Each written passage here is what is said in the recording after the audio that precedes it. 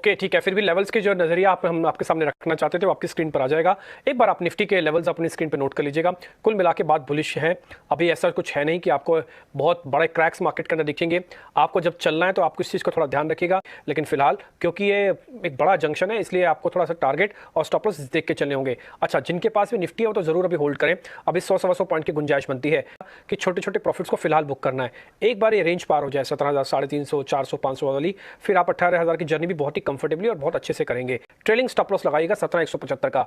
आज market almost इसी level के आसपास खुला है, तो आप जो स्टॉप लॉस रख रहे हैं अपनी आज ओपनिंग का ही रख लीजिए। किसी का कंफर्ट हो सकता है कि मैं जी 20 पॉइंट और ऊपर रखना चाहता हूं, मैं 17,200 रखना चाहता हूं, रख लो 200। अब आप अगर 260 पे लोगे और आपका स्टॉप लॉस अगर थोड़ा नीचे चला गया, आज गैप के बाद भी ऊपर आए हम, तो फिर रिस्क रिवार्ड अच्छा नहीं है।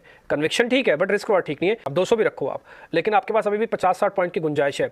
नए वालों को इसलिए नहीं आना क्योंकि 350-400 पे रेजिस्टेंस खड़ा है। तो जहां तक मैं देख रहा हूँ निफ्टी के बारे में, तो अगर हम जस्ट कल की बात करें, जब हम कल सुबह खराब सौदा मिले थे तब मैंने कहा था कि निफ्टी फ्यूचर्स में 17,125 के ऊपर मैं डेफिनेटली एक बायर रहूंगा।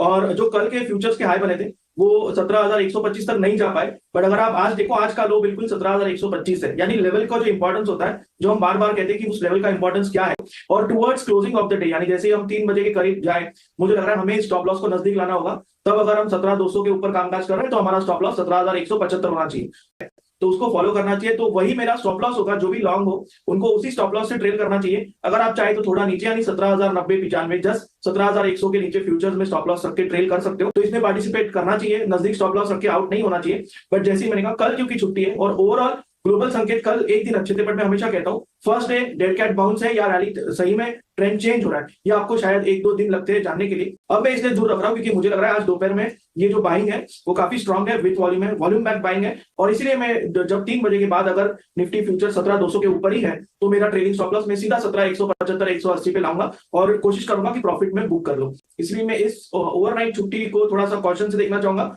जहां तक रेजिस्टेंस की बात है तो निफ्टी फ्यूचर में 17,375 से लेके 400 ये जोन मेक और ब्रेक है। इसके ऊपर क्लोज होकर आगे सस्टेन करना ये कंफर्म करेगा कि ये रैली टू सेल नहीं बल्कि एक फ्रेश बाइंग है। और जैसे बिल्कुल मैंने निफ्टी पे बारे में कहा कि 17,400, उसी तरह बैंक निफ्टी के लिए 39,450, 39,450 ये फ्यूचर्स में दोनों ही लेवल अहम है। इसके ऊपर क्लोज होने के बाद अगर हम उसके ऊपर परसों से कामकाज करें तो मुझे लग रहा है कि जो बाइंग है वो बहुत स्ट्रांग होगी और शायद हमें रैली बहुत ही मजबूत दिखाई देगी। तो यहां से लेके 100 पॉइंट यानी 17,375 से लेके 400 ये जोन बहुत अहम होगा निफ्टी के बारे में।